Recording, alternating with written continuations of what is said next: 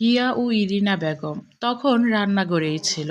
সাইফ এসেছে তাই হিয়া নিজের হাতেই নাস্তা বানাচ্ছিল। উপরে উপরে সে যতই সাইফের উপর রাগ দেখাক না কেন, নিজের মনে জমে থাকা সাইফের প্রতি ভালোবাসা তার এক বিন্দুও কমেনি। সাইফ চিকেন ফ্রাই খেতে ভীষণ পছন্দ করে। হিয়া এখন সেটাই বানাচ্ছে। ইরিনা বেগম অন্যান্য কাজ করছেন। সাইরা মাহিরাকে নিয়ে রান্নাঘরে এলো। সেটা দেখে ইরিনা জাওয়াদের কপালে ভাঁজ পড়ল। সে গম্ভীর সুরে বলল, ওকে কিচেনে নিয়ে এলি কেন? হিয়া মায়ের গলার শব্দ শুনে পেছনে তাকালো। মাহিরাকে কিচেনে দেখে সেও ভীষণ অবাক হয়েছে। সাইরা থমথমে মুখে জবাব দিল, বড় চাচু আজ মাহিরার হাতের চা খেতে চেয়েছে। আমাদের হাতের চা খেতে খেতে নাকি একঘেয়ে ধরে গিয়েছে, তাই আজ মাহিরার হাতের চা খাবে। ইলিনা জাওয়াদ বিরক্তির স্বরে বলল, এই লোকটাকে নিয়ে আর পারা গেল না। ও সাফওয়ানকে পড়ায় আর ওকে দিয়ে চা বানাচ্ছে। মাহিরা মিনমিন করে বলল, না আন্টি, সমস্যা নেই, আমি বানিয়ে দিচ্ছি। ইরিনা জাওয়াত মাহিরার আপাদমস্তকে একবার চোখ বুলিয়ে বলল, ঠিক আছে, বানাও তাহলে। তিনি রান্নাঘর থেকে বেরিয়ে গেলেন। সাইরার তার পিছু পিছু চলে গেল। রান্নাঘরে পড়ে রইল মাহিরা ও হিয়া। মাহিরা বেশ ভালোই বুঝতে পারল ইরিনা জাওয়াদ ও ইরফানের স্বভাবটাই একই রকম গম্ভীর। ও দুজনই কম কথা বলে। অন্যদিকে হিয়া ও সাইফুল জাওয়াদের স্বভাব একই ধরনের। দুজনেই খুব মিশুকে ও হাসি মুখে কথা বলে। এইসব ভাবতে ভাবতেই হিয়া যে কখন মাহিরাকে টেনে চুলার কাছে নিয়ে গেছে মাহিরা টেরও পায়নি। হিয়া চা তৈরির উপকরণ মাহিরার দিকে এগিয়ে দিল, বলল, বাবা নিশ্চয়ই তোমাকে খুব পছন্দ হয়েছে, তাই তোমার হাতে চা খেতে চেয়েছে। চা বাবার খুব প্রিয়, আর সে তার পছন্দের মানুষের হাতে তৈরি চা খেতেই বেশি স্বাচ্ছন্দ্য বোধ করে। মাহিরা মুচকি হাসলো, বলল, আঙ্কেল খুব মিশুকে, ঠিক তোমার মতো। তোমার ভাইয়ের মতো গুমরা মুখও নয়, মুখ সব সময় কেমন গম্ভীর করে রাখে, দেখলেই ভয় লাগে, মনে হয় মুখে রসকস কিছুই নেই। হিয়া শব্দ করে হাসলো। হাসতে হাসতে বলল, ভাইয়া তো চাপা স্বভাবের, আমাদের পরিবারে ভাইয়ার মতো স্বভাবের আর কারোই নেই। ভাইয়া এক পিসি আছে। তোমার ভাইয়ের বোধহয় মিষ্টি পছন্দ নয়, তাই এরকম করল্লার মুখ বানিয়ে রাখে। হিয়া এবারও হাসল। হেসেই প্রশ্ন করল, ভাইয়া তোমাকে খুব বকে তাই না? মাহিরা কোমরে হাত রেখে বলল, বকে মানে? এত শব্দ করে ধমক দেয় যে আমার ফুসফুস অবধি নড়ে যায়। আমি প্রথম যেদিন ভার্সিটি গিয়েছিলাম সেদিন ক্লাসরুমে খুঁজতে খুঁজতে আমার দেরি হয়ে গিয়েছিল। তোমার ভাইয়া প্রথম দিনই আমাকে পুরো ক্লাসের সামনে কিভাবে ধমক দিয়েছিল জানো?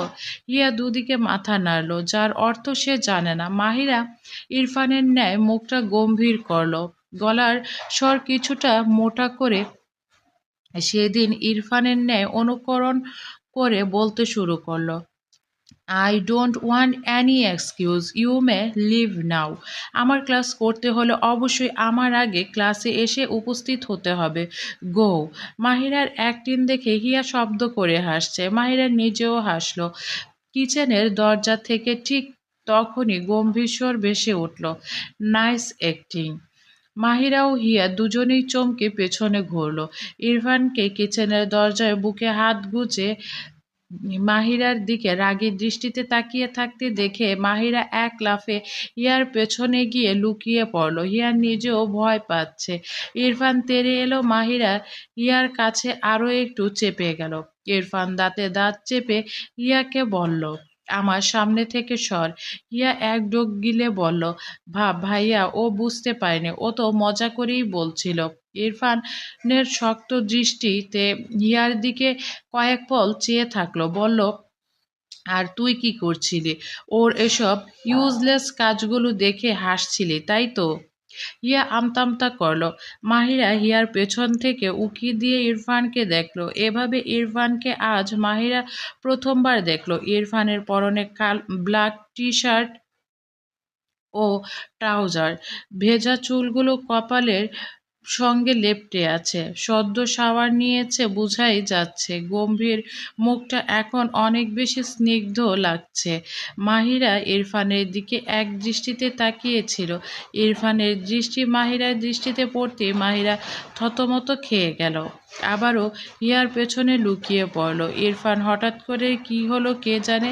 ইরফান রাগান্বিত মুখটা এক নিমেষেই শান্ত হয়ে এলো। মাহিরা আবারও হিয়ার পেছনের থেকে উঁকি দিয়ে দেখল। ভীত দুটো ডাগর ডাগর আখির সঙ্গে ইরফানের দৃষ্টি মিলন ঘটিয়েই বলল, আমার জন্য কফি নিয়ে আয়। ইরফান সেখান থেকে চলে গেল। মাহিরা ও হিয়া হাঁফ ছেড়ে বাঁচল। হিয়া সন্দেহভাজন কণ্ঠে বলল, ভাইয়া হঠাৎ করে কি হলো? এভাবে চলে গেল কেন? যেভাবে রেগেছিল আমি তো ভেবেছি আজ বোধহয় তোমার কপালে দুঃখ আছে। মাহিরা ঠোঁট উল্টে দুদিকে মাথা নাড়ল। বিড়বিড় করে বলল, আমি যখনই কোনো না কোনো অকাজ করে বসি ঠিক তখনই ওনার হাতে ধরা পড়ে যাই। এটা কোনো কথা? ড্রয়িং রুমের সোফায় ইরফান, সাইফ ও সাইফুল জাওয়াদ বসে রয়েছে। কিছুটা দূরে সাইরা দাঁড়িয়ে আছে। এখানে ইরফান রয়েছে তাই সেও রয়েছে। হিয়া সকলের জন্য চিকেন ফ্রাই নিয়ে এলো। হিয়ার ঠিক পেছনেই মাহিরা। তার হাতে ২ কাপ চা ও একটায় কফির মগ বিদ্যমান। মাহিরা চায়ের ট্রেটি টেবিলে রাখল। সাইফ চিকেন ফ্রাই দেখেই এক প্রকার হামলে পড়েছে। ইরফান সাইফের দিকে হতাশ হয়ে চেয়ে আছে। সাইফ সেটা দেখে বলল, নজর দিস না ভাই, এমনিতেই ২ দিন ধরে ঠিকমতো খাওয়া-দাওয়া করতে পারি না। এখন তোর নজরে এই খাবারটাও সহ্য হবে না। পেটের থেকে বেরিয়ে যাবে। ইরফানের চোয়াল শক্ত হয়ে এলো। দাঁতে দাঁত চেপে বলল, ইডিয়েট! ইরফান ট্রে থেকে কফির কাপ তুলে চুমুক দিল। এক ঢোক কফি খেয়ে কিছু সময় স্থির থেকে বিনা বাক্যে বাকি কফিটুকু শেষ করল। সাইফুল জাওয়াদ মাহিরার তৈরি চা খেয়ে বেশ তৃপ্ত হয়েছেন। এটা তার চোখে মুখেই স্পষ্ট। তিনি প্রশংসা করে বললেন, মাশাআল্লাহ, চায়ের স্বাদ দারুণ হয়েছে। অনেকদিন পর ভিন্ন হাতের চা খেয়ে দারুণ লাগলো। তোমার হাতের রান্নাও নিশ্চয়ই চমৎকার হবে মা। মাহিরা মুচকি হাসল। সাইফ সেটা শুনে বিড়বিড় করে বলল, আঙ্কেল তো দেখছি একেবারে রকেটের গতিতে ছুটছে, যেখানে তার ছেলে কচ্ছপের গতিটুকুও ছুঁতে পারেনি। প্রথমে চা, এরপর রান্না, বাহ রে বাহ! এরই মাঝে হিয়া চট করে একটা প্রশ্ন করে বসল, কফি কেমন হয়েছে ভাইয়া? ইরফান স্বল্প স্বরে জবাব দিল, ভালো, মাহিরা বানিয়েছে। হিয়া ফট করেই বলে বসল কথাটা। সাইফ ও ইরফানের বাবা দুজনে একত্রে ইরফানের দিকে চাইল, ইরফানের প্রতিক্রিয়াটুকু দেখার আশায়। তবে তাদের নিরাশ করে ইরফান জবাব দিল না, কোনো প্রতিক্রিয়াও দেখালো না। সেভাবেই বসে রইল। মাহিরা আর চোখে ইরফানের দিকে চেয়ে দৃষ্টি সরিয়ে নিয়েছে। হিয়া বলেছিল বলেই সে কফি করেছে। তবে সাইরার সমস্ত মুখ জুড়ে আঁধার নেমে এলো। সে যখন ইরফানের জন্য কফি বানিয়ে নিয়ে যেত, ইরফান সবসময় তার সঙ্গে খারাপ আচরণ করত। অথচ মাহিরাকে কিছুই বলল না। সাইরা বিরক্ত দৃষ্টিতে মাহিরাকে দেখে গেল কয়েক পল। এরপর হনহন করে নিজের ঘরে চলে গেল। মাহিরাকে চলে যাবার প্রস্তুতি নিয়েছে দেখে হিয়া বলল, ওমা, তুমি চলে যাচ্ছ কেন? খাবে না? না খেয়ে কিন্তু কোথাও যাওয়া চলবে না। না আপু, আমার অনেকটা দেরি হয়ে গিয়েছে। আমি আজ আসি। সাইফুল জাওয়াদ বললেন, না, সেটা বললে তো হচ্ছে না। না খেয়ে যাওয়া যাবে না। হিয়া, ওর খাবারটা প্যাক করে দে। ও বরং নিজের বাড়ি ফিরেই খাবে। মাহিরা অনেক জোরাজুরি করেও রক্ষা পায়নি। বাধ্য হয়ে খাবারটা নিয়েই বাড়িতে ফিরতে হয়েছিল।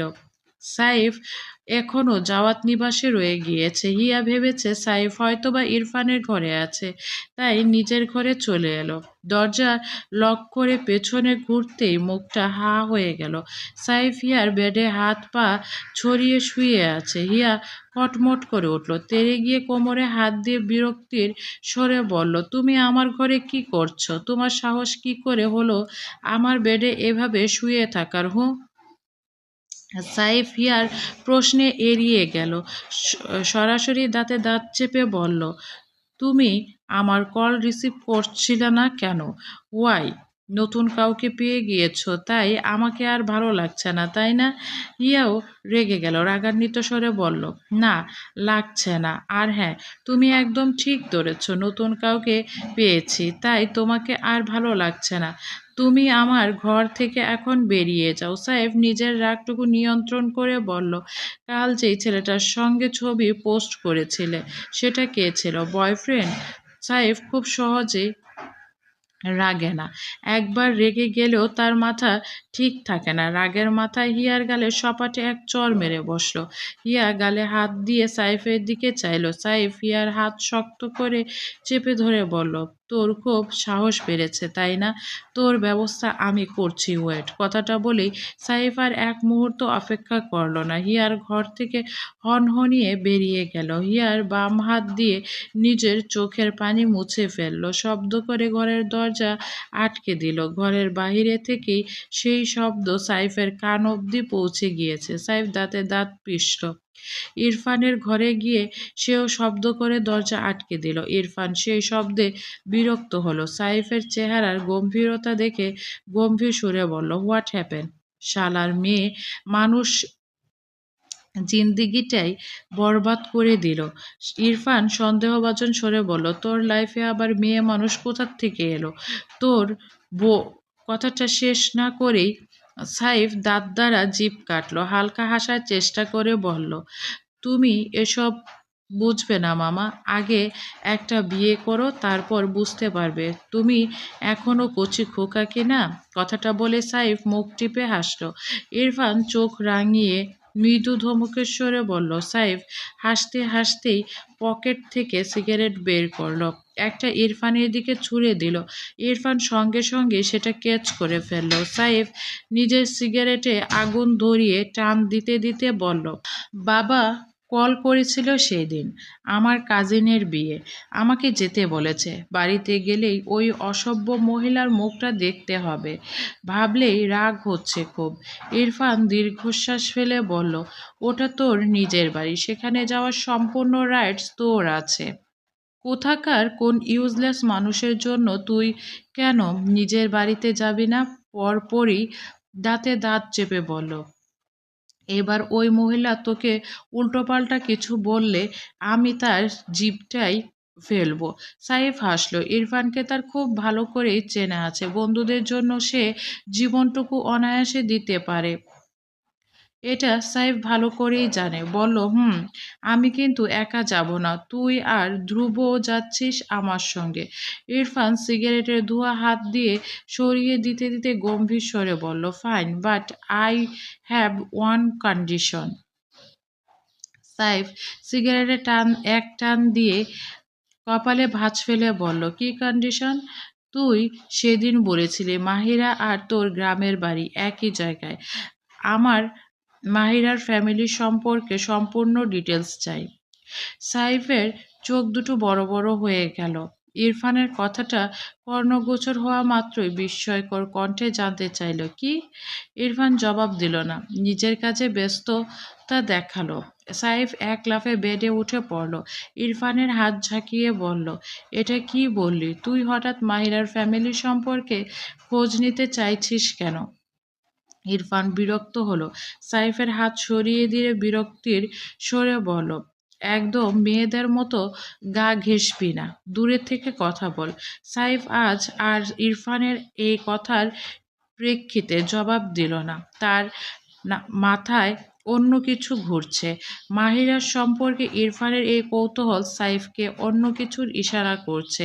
তার মানে সে যেটা ভাবছে সেটাই সত্য। কোথাও না কোথাও ইরফান মাহিরার প্রতি দুর্বল, তবু এই বেটা স্বীকার করবে না। সাইফ আবারও জানতে চাইল। ইরফান নির্লিপ্ত কণ্ঠে বলল, আমার প্রয়োজন আছে তাই। অ্যান্ড তুই আমাকে এই খবরটা এনে দেওয়া মাত্রই আমি চট্টগ্রামে, তোদের বাড়িতে যাওয়ার জন্য ছুটি ম্যানেজ করব। সাইফের প্রশ্নের থেকে বাঁচতে ইরফান উঠে সেখান থেকে চলে গেল। পেছনে রেখে গেল হতবাক হয়ে থাকা সাইফকে। মাহিরা আরোহীর ক্লাসরুমে বসে রয়েছে। ক্লাস শুরু হতেই এখনো মিনিট 10 বাকি। মাহিরা ও আরোহী গল্প করছে ও হাসাহাসি করছে। হঠাৎ সামনের ব্রাঞ্চ থেকে কিছু ফিসফিসানিমূলক শব্দে মাহিরার কানে ভেসে এলো। তাদের ক্লাসের কিছু মেয়ে ইরফানকে নিয়ে ফিসফিস করে কিছু একটা বলছে। মাহিরার কানে শুধুমাত্র ইরফান স্যার শব্দটা পৌঁছেছে। মাহিরা ভেতরে ভেতরে ভীষণ কৌতূহল অনুভব করলো। সে নিজের কান খাড়া করে রাখলো। মেয়েগুলো বলছে ইরফান স্যার কতটা হ্যান্ডসাম, উনি নিশ্চয়ই আনমেরিড। ইস, ওনাকে যদি নিজের করে পেতাম আমার জীবনটাই সার্থক হতো। পাশে থেকে অন্য একটি মেয়ে বলল, ও নো, আর স্যার যদি ম্যারিড হয় তাহলে তো আমি পরে বসবো। কথাগুলো শুনে মাহিরার নাক মুখ কুঁচকে এলো। মেয়েগুলোকে বিড়বিড় করে গালি ছুড়ে বলল, ছেঁচড়া মেয়ে মানুষ জানি কোথাকার। আরোহী তখনও বক বক করে চলেছিল, তবে মাহিরার এত সময় ধরে কিছুই শুনতে পায়নি। আরোহী মাহিরার হাত ঝাঁকিয়ে বলল, কি ব্যাপার, তুমি আমার কথা শুনছো? আরোহীর কথায় মাহিরার ধ্যান ভঙ্গ হলো। সে মাথা নাড়িয়ে বলল, হ্যাঁ শুনেছি তো। 5 মিনিটের মাথায় ক্লাসে টিচার প্রবেশ করলো। সবাই দাঁড়িয়ে সালাম জানালো, তবে মাহিরার দৃষ্টি সেখানেই থমকে গিয়েছে। চোখ দুটো বিস্ময়ে বড় বড় হয়ে গিয়েছে, কারণ টিচারের জায়গায় আর কেউ নয়, স্বয়ং জারিফ দাঁড়িয়ে আছে। জারিফের চোখে অনেক আগেই মাহিরাকে খুঁজে নিয়েছিল। মাহিরা বিস্ময়কর দৃষ্টি দেখে জারিফ হাসল। ক্লাসের প্রত্যেকটা স্টুডেন্ট নিজেদের জায়গায় বসে পড়েছে, শুধুমাত্র মাহিরাই দাঁড়িয়েছিল। আরোহী মাহিরাকে টেনে নিজের পাশে বসিয়ে দিল। জারিফের হাসি মুখেই স্টুডেন্টদের নিজের পরিচয় দিল। আমি Zarif Ahsan, professor of economics department. আমি কালই নতুন এখানে জয়েন করেছি। আশা করছি আমার সঙ্গে তোমাদের পথ চলা অনেকটাই দীর্ঘ হবে। জারিফ একে একে সবাইকে দাঁড় করিয়ে নিজেদের পরিচয় সম্পর্কে জানতে চাইল। মাহিরার কাছে আসতে মাহিরা নিচু স্বরে বলল, আমার নাম Mahira Afrin. Wow Mahira, nice name. জারিফের নাটক দেখে মাহিরা অবাক ছাড়া কিছুই হলো না। মনে মনে বলল, নাটকবাজ একটা। ক্লাস শেষ হতেই জারিফ পুরো ক্লাসরুমের সামনেই মাহিরার নাম ধরে বলল, মাহিরা তুমি আমার সঙ্গে এসো, কিছু ইম্পর্ট্যান্ট কাজ আছে। মাহিরা বিরক্ত হলো। জারিফের এই কাজ তার কাছে বাড়াবাড়ি মনে হচ্ছে। মনে মনে বলল, এখন তো আবার ইরফান স্যারের ক্লাস, দেরি হলে ক্লাসে ঢুকতেও দেবে না, আবারও আমাকে অপমানিত হতে হবে। ধ্যাত, ভালো লাগে না। মাহিরা মুখটা ফুলিয়ে জারিফের পিছু হাঁটা ধরল। ক্লাসরুম পেরিয়ে করিডোরে পৌঁছাতেই জারিফ ভ্রু উঁচিয়ে বলল, সারপ্রাইজটা কেমন লাগলো? বুঝেছি, আপনি সেদিন এই খুশির খবরের কথাই বলছিলেন, তাই তো? জি, তোমার মুখটা দেখার মতো হয়েছিল। মাহিরা অপ্রস্তুত হলো। সে এখান থেকে কোনো রকমে কেটে পড়তে চাইছে। পেছন থেকে জুতার গটগট শব্দ পৌঁছাতেই মাহিরা পিছু ঘুরে চাইল। মাহিরাকে জারিফের সঙ্গে দেখে ইরফানের পদচারণ থমকে গিয়েছে। মাহিরা নিজেও ভীত হলো। ইরফান সেদিন জারিফকে বেশ ভালো মতোই লক্ষ্য করেছিল। ইরফান দাঁতে দাঁত পিষল, হাত দুটো মুঠো করে ফেলল। জারিফ ইরফানকে দেখে এগিয়ে এসে নিজের পরিচয় দিল। ইরফান থমথমে মুখে জারিফের সঙ্গে হাত মেলালো। এতটাই শক্ত করে জারিফের হাত চেপে ধরেছে, মনে হচ্ছে আজ জারিফের হাত ভেঙেই সে ক্ষান্ত হবে। জারিফ মুখ ফুটে কিছু বলতেও পারছে না, আর না সইতে পারছে। ইরফান নিজে থেকেই তার হাত ছেড়ে দিল। জারিফ হাঁফ ছেড়ে বাঁচল। ইরফান মাহিরাকে দাঁড়িয়ে থাকতে দেখে ধমক দিয়ে বলল, তুমি এখনও এখানে দাঁড়িয়ে আছো কেন? ক্লাস করার ইচ্ছে নেই? মাহিরার উপর নিচ মাথা দুলালো। ইরফান আবারও তীব্র শব্দ তুলে ধমক দিয়ে বলল, গো। মাহিরা দৌড়ে চলে গেল। ইরফান নিজেও ক্লাসরুমে প্রবেশ করলো। ইরফান যেতেই জারিফ বিড়বিড় করে বলল, এটা মানুষ নাকি রোবট? এত জোরে হাত চেপে ধরেছিল, মনে হচ্ছিল ভেঙেই ফেলবে। চলবে।